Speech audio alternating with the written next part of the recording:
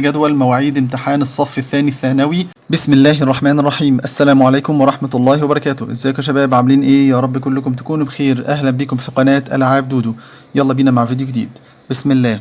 زي ما انتم شايفين كده، ده جدول مواعيد امتحان الصف الثاني الثانوي العلوم الإسلامية أزهر لسنة 1442 هجرية 2020-2021 ميلادية.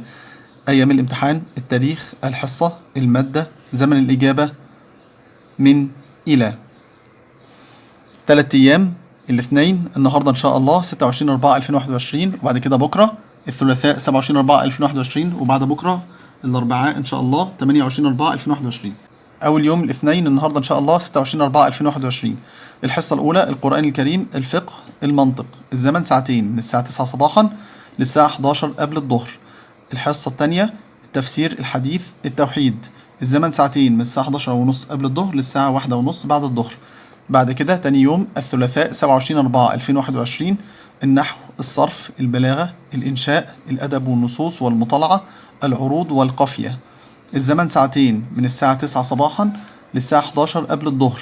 بعد كده آخر يوم الأربعاء إن شاء الله 28/4/2021 الحصة الأولى اللغة الأجنبية الأولى، الإحصاء، المواطنة، الاجتماع. الزمن ساعتين، من الساعة 9 صباحا للساعة 11 قبل الظهر.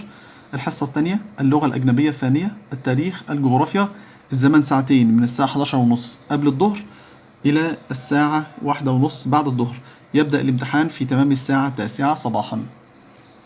وبالتوفيق للجميع إن شاء الله. ده كان فيديو عن جدول مواعيد امتحانات الصف الثاني الثانوي العلوم الإسلامية أزهر. 3 أيام: النهاردة إن شاء الله الاثنين 26/4/2021، بعد كده الثلاث 27/4/2021، بعد كده آخر يوم إن شاء الله الأربعاء 28/4/2021.